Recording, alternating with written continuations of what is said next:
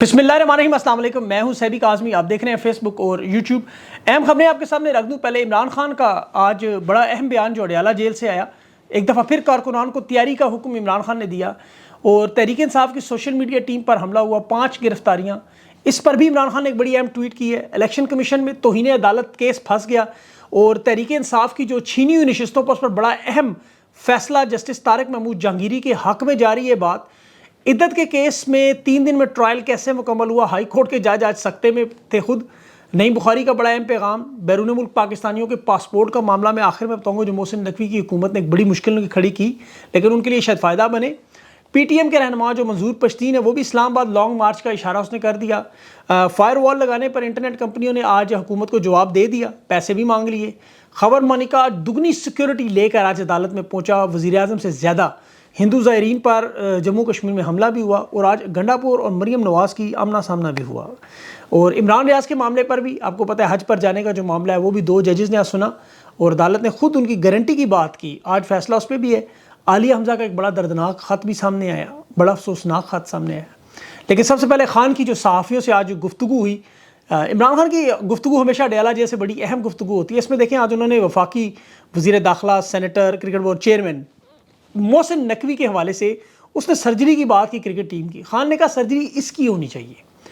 एक तो अंदरूनी सिक्योरिटी के हालात देखे, टीम के जो हालात देखे, एक तरफ फौजी हमारे शहीद हो रहे हैं, इस्लामाबाद में डकैतियाँ दिन रात, अमन अमान में पंजाब इस वक्त कराची से भी नीचे चला गया, इतने तबाह बर्बाद हो चुका है। इस्लामाबाद के हालात देखें, कभी वज़ीर गायब हो रहे हैं, कभी लोग अगवा हो रहे हैं, कभी किसी हाई कमिश्नर की बीवी, कभी ड्राइवर, कभी इनके ओहदे, और यहाँ पे सिर्फ ओहदों की बंदरबांट।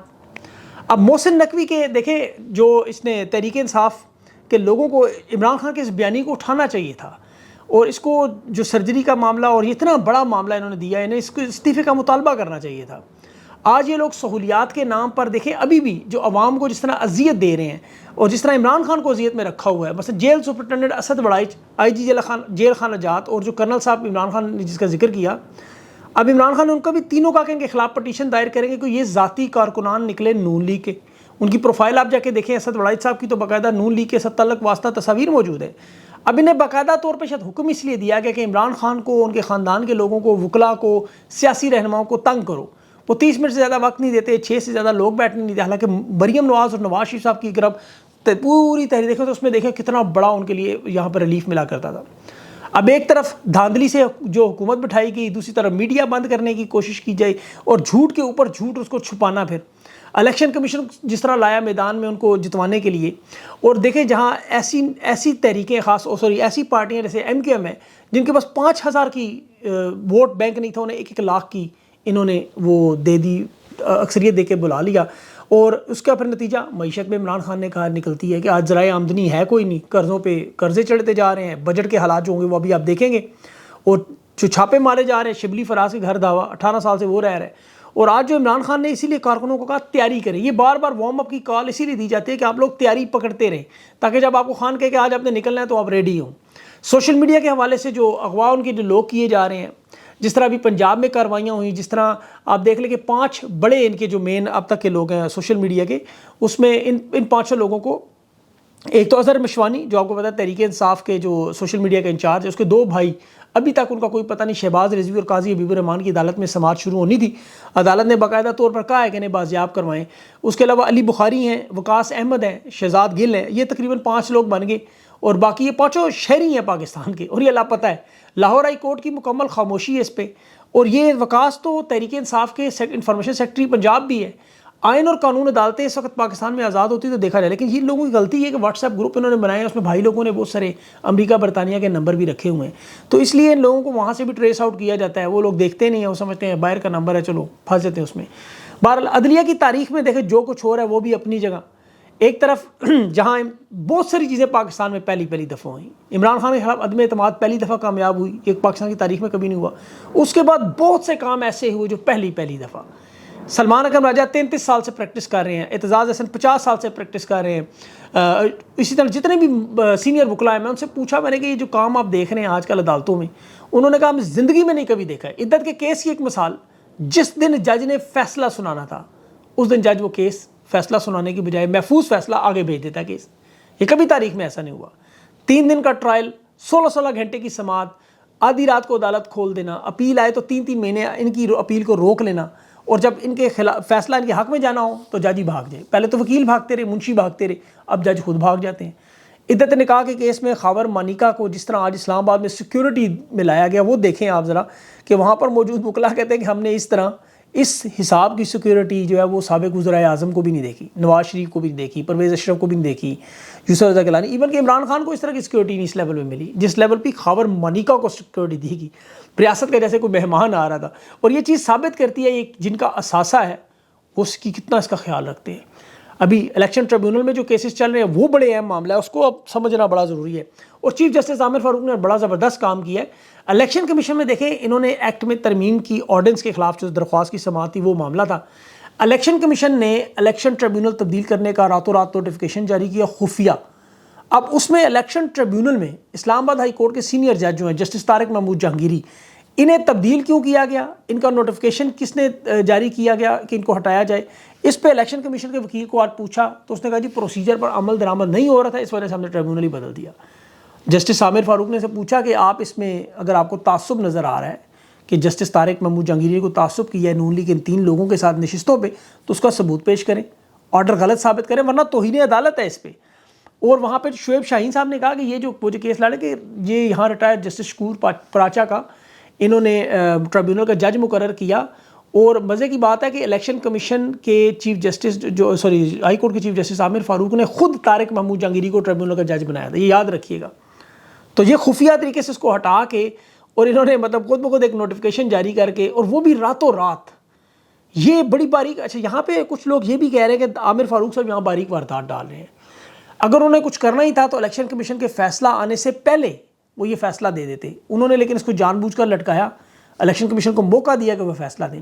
لیکن میرے خیال میں ابھی بھی اصل طاقت جو ہے وہ انہی کے پاس ہے، عامر فاروق کے پاس. یہ فیصلہ اس پہ کیا دیتے ہیں، آج اس کی سماعت ابھی شروع ہونے والی ہے. اور یہ معاملہ دیکھیں سب سے اہم معاملہ ہے میرے خیال میں، انتخابات کا معاملہ اس سے جڑا ہوا ہے. اور انہوں نے جسٹس شکور صاحب کو لگایا جو ریٹائرڈ جج، تو یہ اگر تو یہ لگا کے اس میں کامیاب کر کے پھر یہ مینڈیٹ واپس نہیں کریں گے. اگر یہ طارق محمود جہانگیری صاحب کو دوبارہ لگایا گیا، ٹریبیونل کو جج رہے، اسلام آباد کی 3 نشستوں کا فیصلہ ہوا، وہ تحریک انصاف کے پاس آ گئی، تو پھر ایک ایسا سلسلہ شروع ہوگا جس کا اختتام تحریک انصاف کے چھینے ہوئے مینڈیٹ کی واپسی پر ہوگا. یہ لازمی بات ہے. الیکشن کمیشن نے بڑے طریقے سے جسٹس طارق محمود جہانگیری کے ٹریبیونل کو ختم کیا. سارے کا سارا ریکارڈ بھی ٹریبیونل کے نئے ٹریبیونل کے حوالے کر دیا، اور جو ٹریبیونل بنایا اسے اتنا خفیہ رکھا کہ میڈیا کے ذریعے معاملات باہر آئے. ابھی یہ بات شعیب شاہین نے بھی کہا کہ ہمیں تو اس چیز کا پتہ ہی نہیں چل رہا تھا، حالانکہ وہ پارٹی ہے اس کیس میں. نون لیگ کے ممبران کی درخواست سے بھی 3 دن پہلے انہوں نے ٹریبیونل بنایا، 7 تاریخ کو. اور جو شکور پراچا صاحب جو ہے، یہ ان کی بھی ایک تاریخ ہے. یہ افتخار چودھری کے دور میں آپ کو پتہ ہے ان کے اوپر ایک تو کرپشن کیس ریفرنس بھی فائل ہوا، انہوں نے پی سی او کے تحت پرویز مشرف کا حلف بھی اٹھایا. یہ ان ججز میں جو باقاعدہ طور پر اسٹیبلشمنٹ کی بھرپور مدد کرتے رہے. ان کی سربراہی میں جتنے کمیشن بنے ان کا کوئی نتیجہ نہیں نکلا. ارشد شریف شہادت پر جو کمیشن بنا، جس میں سے ایک بندہ کینیا بھی گیا اور وہاں جا کے تفتیش کی، لیکن نتیجہ کوئی نہیں نکلا. اس کے کمیشن کے سربراہ کی انہیں بھی آفر ہوئی، لیکن ارشد شریف کی والدہ نے ان پر اعتراض کیا، پھر انہوں نے اس سے انکار کر دیا سربراہی سے. ڈاکٹر شیریں مزاری کی گرفتاری کے واقعے کی تحقیقات کا کمیشن نے کوئی رپورٹ جمع نہیں، کوئی واقعہ سامنے نہیں آیا. ان کی اپنی جو ذاتی شہرت ہے وہ بھی بڑی مشکوک ہے. ان کے اوپر جو ریفرنس بنا تھا وہ کرپشن کا ریفرنس بنا تھا، اور ان کو الزام تھا سپریم جوڈیشل کونسل میں اس کی باقاعدہ طور پر ریفرنس دائر ہوا، اس کی ہیئرنگ ہونی تھی، کارروائی شروع ہونی تھی.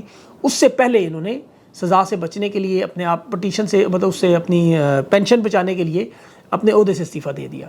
ماضی میں یہ بے نظیر بھٹو کے وکیل بھی رہ چکے ہیں، اور ان کے مطلب چیف الیکشن کمشنر ہیں، باجوہ صاحب ہیں، نواز شریف صاحب کے تعلقات بھی زبان زد عام ہیں. اچھا اس کے علاوہ عدت کیس میں آج سلمان اکرم راجہ بھی پیش ہوئے میاں گل حسن کی عدالت میں. یہ بڑا اہم کیس تھا. جسٹس شاہ رخ ارجمند کی سزا کی اپیلوں پر جو دلائل تھے وہ سن چکے تھے جج صاحب پہلے. فیصلہ بھی محفوظ تھا. خاور مانیکا نے جو شور مچایا پلان کے ذریعے، کیونکہ اسے پتہ تھا کہ جو اس نے چیخیں پچانی ہے، شور مچانا ہے، جج پر مجھے اعتماد نہیں، اور جج نے وہ فوراً کیس روک کے اس فیصلے کو جو سنانے جا رہے تھے اس کو روک کے چیف جسٹس کو بھیج دینا ہے. اب یہاں پہ میاں گل حسن صاحب نے بڑا اہم سوال پوچھا کہ یہ ٹرائل کتنے دن میں مکمل ہوا. سلمان اکرم راجہ 3 دن میں. جج نے کہا 3 دن میں نہیں، پورا ٹرائل. انہوں نے کہا جی 3 دن میں ہوا، واقعی 16 گھنٹے چلایا گیا.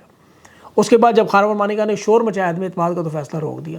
جج بھی سر پکڑ کے بیٹھ گئے میاں گل حسن. اب یہاں پہ دیکھیں ماضی میں عمران خان نے ان تمام ججز پہ عدم اعتماد کیا، کوئی ایک جج بھی نہیں بدلا گیا، کوئی ایک فیصلہ بھی نہیں بدلا گیا. لیکن یہاں شاہ رخ ارجمند نے فیصلہ ہی بدل دیا. اب صرف لکھا ہوا فیصلہ پڑھنا تھا انہوں نے.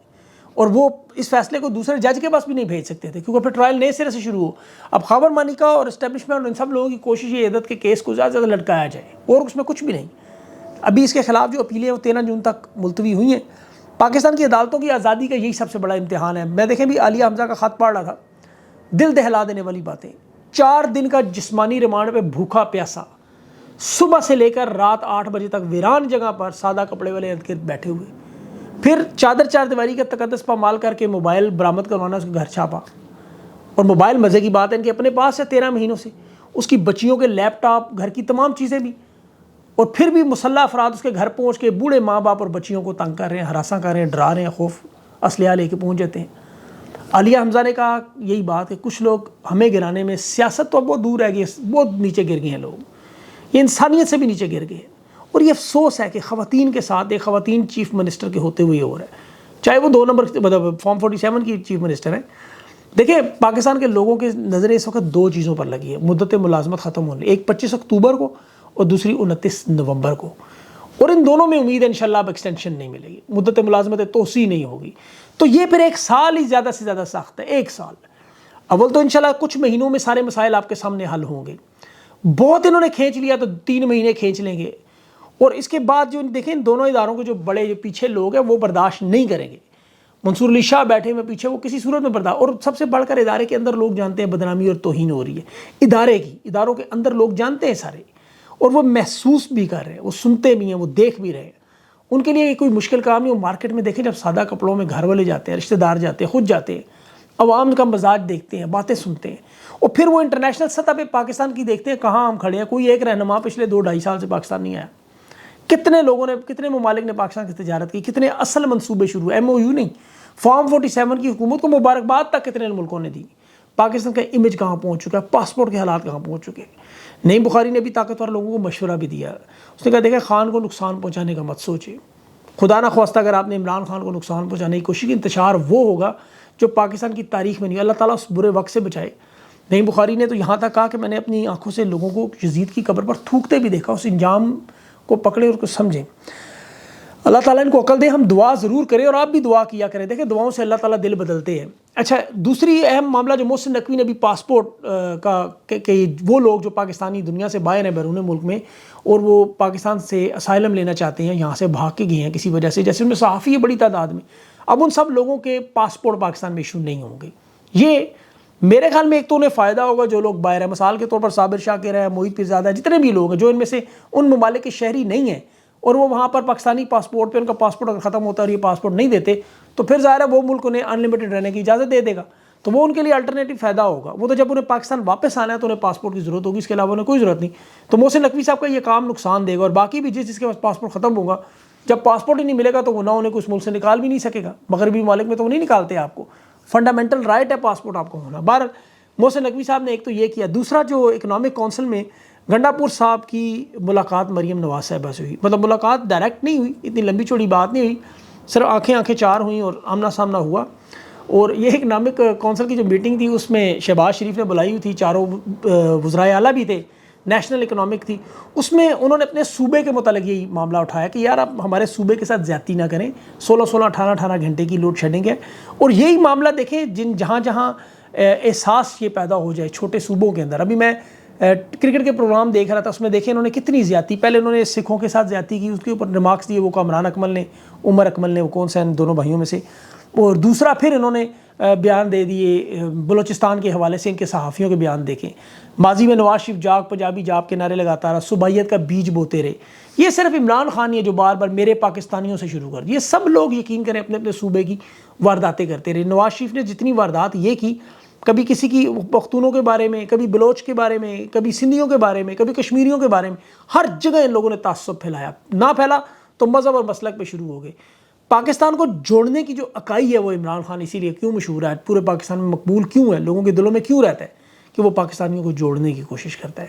ان کے صحافی, ان کی بریگیڈ میں یقین کریں افسوس ہوتا ہے دیکھ کے جب یہ بلوچ لوگوں پر, وہ ان پر تھوڑا آگے ظلم و ستم بیچاروں پر ہوا.